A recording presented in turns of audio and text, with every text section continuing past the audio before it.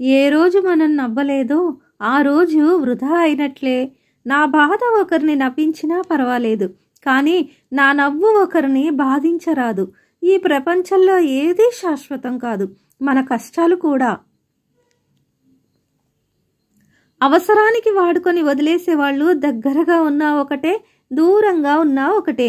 అలాంటి వాళ్ళకి మనం అవసరం ఉన్నప్పుడు మాత్రమే మనుషులుగా అనిపిస్తాము, తర్వాత గడ్డి పరక కన్నా హీనంగా అనిపిస్తాము.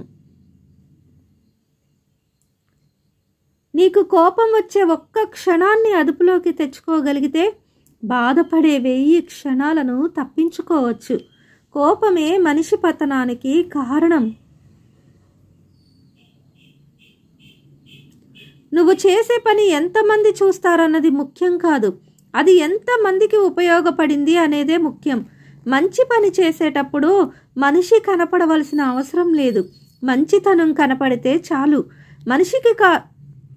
మనిషి కాదు మారాల్సింది, మనసు మారాలి, ఆలోచించే విధానం మారాలి.